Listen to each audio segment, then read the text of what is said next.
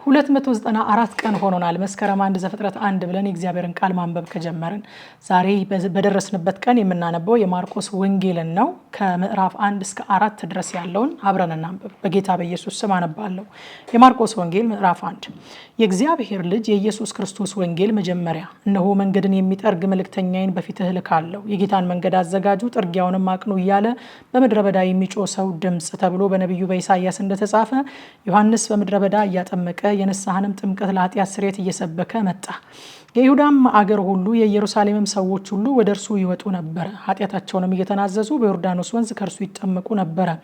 ዮሐንስም የግመል ጠጉር ለብሶ በወገቡ ጠፍር ይታጠቅና አንበጣና የበረሃ ማርም ይበላ ነበር። ተጎንብሼ የጫማውን ጠፍር መፍታት የማይገባኝ ከኔ የሚበረታ በኋላዬ ይመጣል፣ እኔ በውሃ ያጠመቅኳችሁ፣ እርሱ ግን በመንፈስ ቅዱስ ያጠምቃችኋል እያለ ይሰብክ ነበር። በዚያ ወራትም ኢየሱስ ከገሊላ ናዝሬት መጥቶ ከዮሐንስ በዮርዳኖስ ወንዝ ተጠመቀ። ወዲያውም ከውሃው በወጣ ጊዜ ሰማያት ሲቀደዱ መንፈስም እንደ እርግብ ሲወርድበት አየና የምወደው ልጄ አንተ ነህ፣ በአንተ ደስ ይለኛል የሚል ድምፅ ከሰማያት መጣ። ወዲያውም መንፈስ ወደ ምድረ በዳ አወጣው። በምድረ በዳም ከሰይጣን እየተፈተነ 40 ቀን ሰነበተ። ከአራዊትም ጋር ነበረ፣ መላእክቱም አገለገሉት። ዮሐንስም አልፎ ከተሰጠ በኋላ ኢየሱስ የእግዚአብሔርን መንግስት ወንጌል እየሰበከና ዘመኑ ተፈጸመ፣ የእግዚአብሔርን መንግስት ቀርባለች፣ ንስሐ ግቡ፣ በወንጌልም እመኑ እያለ ወደ ገሊላ መጣ። በገሊላም ባህር አጠገብ ሲያልፍ ስምዖንን ወንድሙንም እንድርያስን መረባቸውን ወደ ባህር ሲጥሉ አየ፣ አሳ አጥማጆች ነበሩና። ኢየሱስም በኋላዬ ኑና ሰዎችን አጥማጆች እንድትሆኑ አደርጋችኋለሁ አላቸው። ወዲያውም መረባቸውን ትተው ተከተሉት። ከዚያም ጥቂት እልፍ ብሎ የዘብዴዎስ ልጅ ያዕቆብ ወንድሙንም ዮሐንስን ደግሞም በታንኳው ላይ መረባቸውን ሲያበጁ አየ። ወዲያውም ጠራቸው። አባታቸውንም ዘብዴዎስን ከሙያተኞቹ ጋር በታንኳ ላይ ትተው ተከትለውት ሄዱ። ወደ ቅፍርናሆምም ገቡ። ወዲያውም በሰንበት ወደ ምኩራብ ገብቶ አስተማረ። እንደ ባለስልጣን ያስተምራቸው ነበር እንጂ እንደ ጻፎች አይደለምና በትምህርቱ ተገረሙ። በዚያን ጊዜም በምኩራባቸው ርኩስ መንፈስ ያለው ሰው ነበረ። እርሱም የናዝሬቱ ኢየሱስ ሆይ ከአንተ ጋር ምን አለን? ልታጠፋ መጣህን? ማን እንደሆን ካውቄአለሁ፣ የእግዚአብሔር ቅዱሱ ብሎ ጮኸ። ኢየሱስም ዝም በልና ከእርሱ ውጣ ብሎ ገሰጸው። ርኩሱም መንፈስ አንፈራገጠውና በታላቅ ድምፅ ጮሆ ከእርሱ ወጣ። ሁሉም ይህ ምንድን ነው? በስልጣን ርኩሳት መናፍስትን ያዛል፣ እነርሱም ይታዘዙታልና ይህ አዲስ ትምህርት ምንድን ነው ብለው እስኪጠያየቁ ድረስ ተደነቁ። ዝናውም ወዲያው በየስፍራው ወደ ገሊላ ዙሪያ ሁሉ ወጣ። ወዲያውም ከምኩራብ ወጥቶ ከያዕቆብና ከዮሐንስ ጋር ወደ ስምዖንና ወደ እንድርያስ ቤት ገባ። የስምዖንም አማት በንዳድ ታማ ተኝታ ነበረ። ስለ እርሷም ወዲያው ነገሩት። ቀርቦም እጇን ይዞ አስነሳት። ንዳዱም ወዲያው ለቀቃትና አገለገለቻቸው። ፀሐይም ገብቶ በመሸ ጊዜ የታመሙትንና አጋንንት ያደሩባቸውን ሁሉ ወደ እርሱ አመጡ። ከተማይቱም ሁላ በደጅ ተሰብስባ ነበረ። በልዩ ልዩ ደዌም የታመሙትን ብዙዎችን ፈወሰ። ብዙዎችንም አጋንንት አስወጣ። አጋንንትም ክርስቶስ መሆኑን አውቀው ነበርና ሊናገሩ አልፈቀደላቸውም። ማለዳም ተነስቶ ገና ሌሊት ሳለ ወጣ። ወደ ምድረ በዳም ሄዶ በዚያ ጸለየ። ስምዖንና ከእርሱ ጋር የነበሩትም ገስግሰው ተከተሉት። ባገኙትም ጊዜ ሁሉ ይፈልጉሃል አሉት። እርሱም በዚያ ደግሞ ልሰብክ ወደ ሌላ ስፍራ በቅርብ ወዳሉ መንደሮች እንሂድ፣ ስለዚህ ወጥቻለሁና አላቸው። በምኩራባቸውም እየሰበከ አጋንንትንም እያወጣ ወደ ገሊላ ሁሉ መጣ። ለምጻምም ወደ እርሱ ቀርቦ መጥቶ ተንበረከከና ብትወድስ ልታነጻኝ ትችላለህ ብሎ ለመነው። ኢየሱስም አዘነለት። እጁንም ዘርግቶ ዳሰሰውና እወዳለሁ ንጻ አለው። በተናገረም ጊዜ ለምጹ ወዲያው ለቀቀውና ነጻ። በብርቱም ተናግሮ ወዲያው አወጣው። ለማንም አንዳች እንዳትናገር ተጠንቀቅ፣ ነገር ግን ሄደህ ራስህን ለካህን አሳይ፣ ለእነርሱ ምስክር እንዲሆን ስለ መንጻትህ ሙሴ ያዘዘውን አቅርብ አለው። እርሱ ግን ሲወጣ ብዙ ሊሰብክና ነገሩን ሊያወራ ጀመረ። ስለዚህ ኢየሱስ ተገልጦ ወደ ከተማ መግባት ወደፊት ተሳነው።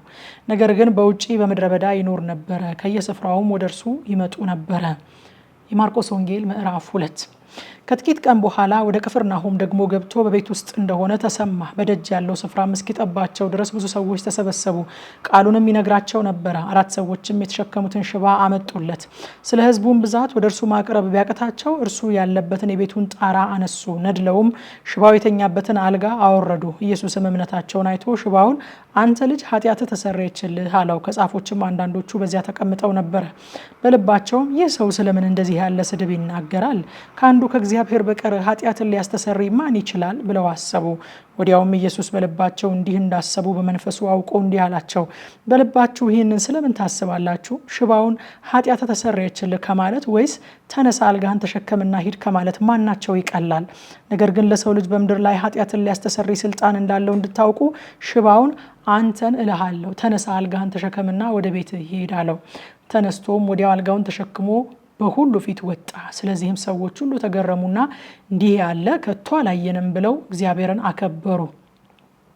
ደግሞም በባህር አጠገብ ወጣ። ሕዝቡም ሁሉ ወደ እርሱ መጡና አስተማራቸው። ሲያልፍም በመቅረጫው ተቀምጦ የነበረውን የእልፍዮስን ልጅ ሌዊን አየና ተከተለኝ አለው። ተነስቶም ተከተለው። በቤቱም በማዕድ ተቀምጦ ሳለ ብዙ ቀራጮችና ኃጢአተኞች ከኢየሱስና ከደቀ መዛሙርቱ ጋር ተቀመጡ። ብዙ ነበሩ፣ ይከተሉትም ነበር። ጻፎችና ፈሪሳውያንም ከቀራጮችና ከኃጢአተኞች ጋር ሲበላ አይተው ለደቀ መዛሙርቱ ከቀራጮችና ከኃጢአተኞች ጋር የሚበላና የሚጠጣ ስለምንድን ነው አሉ።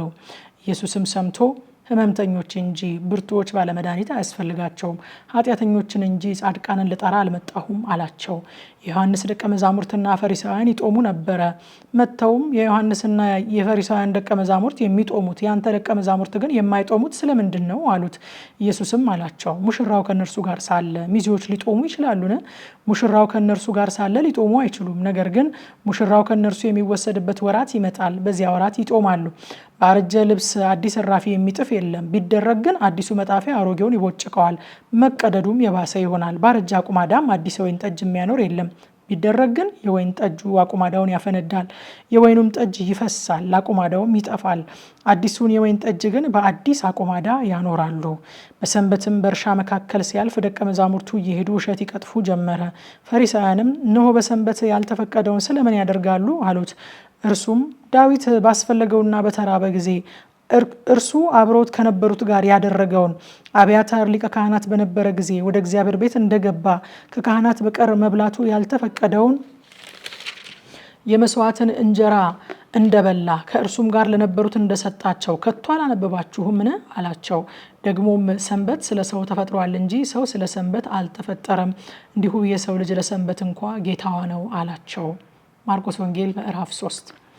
ደግሞም ወደ ምኩራብ ገባ። በዚያም እጁ የሰለለች ሰው ነበረ። ሊከሱትም በሰንበት ይፈውስ እንደሆነ ይጠባበቁት ነበረ። እጁ የሰለለችውንም ሰው ተነስተህ ወደ መካከል ና አለው። በሰንበትም በጎ ማድረግ ተፈቅዷልን? ወይንስ ክፉ ነፍስ ማዳንን ወይስ መግደል አላቸው። እነርሱም ዝም አሉ። ስለ ልባቸውም ድንዛዜ አዝኖ ዙሪያውን እየተመለከተ በቁጣ አያቸው። ሰውየውንም እጅህን ዘርጋ አለው። ዘረጋትም፣ እጁም ዳነች።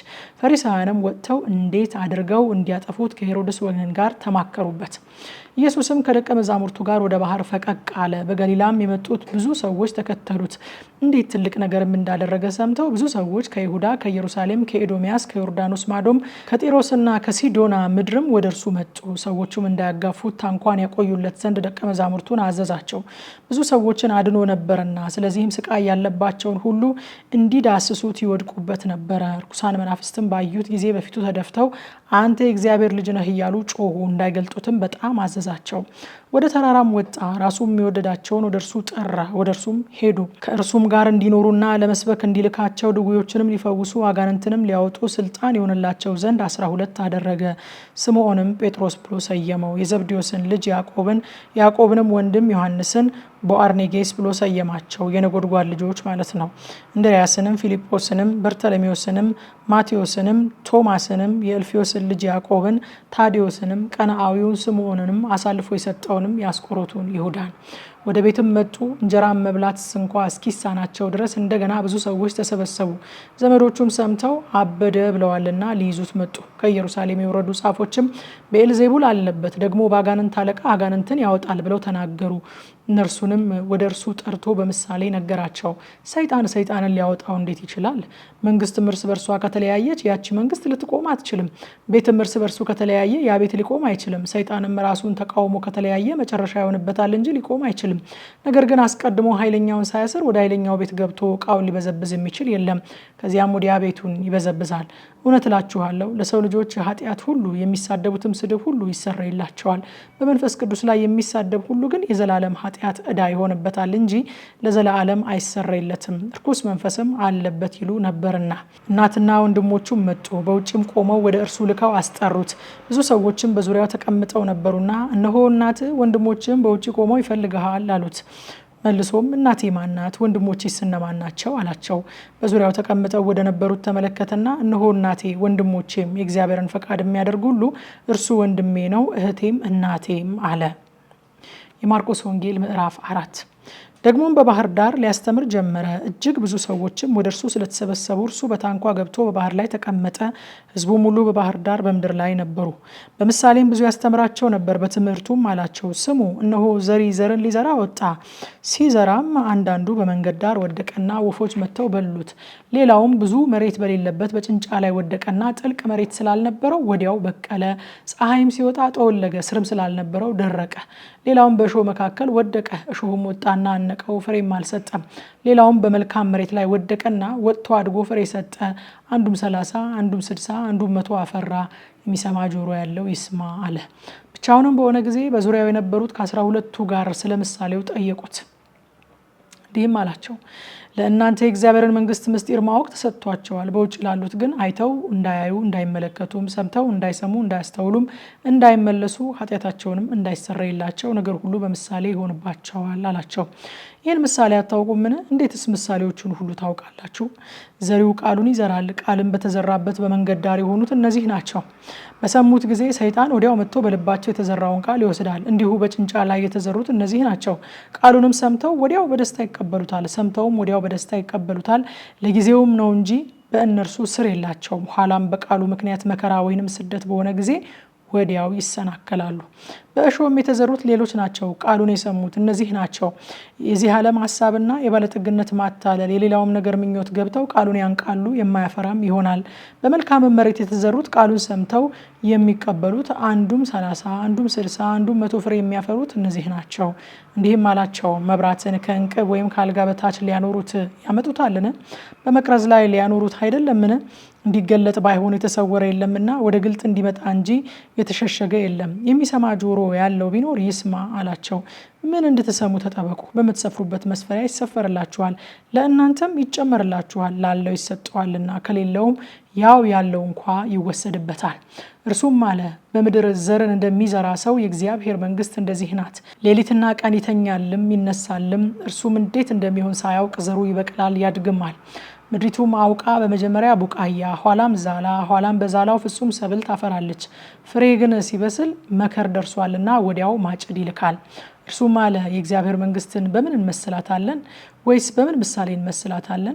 እንደ ሰናፍጭ ቅንጣት ናት። እርሷም በምድር በተዘራች ጊዜ በምድር ካለ ዘር ሁሉ ታንሳለች፣ በተዘራችም ጊዜ ትወጣለች፣ ከአትክልትም ሁሉ የምትበልጥ ትሆናለች። የሰማይ ወፎችም በጥላዋ ሊሰፍሩ እስኪችሉ ታላላቅ ቅርንጫፎችን ታደርጋለች። መስማትም በሚችሉበት መጠን እነዚህም በሚመስል በብዙ ምሳሌ ቃሉን ይነግራቸው ነበረ።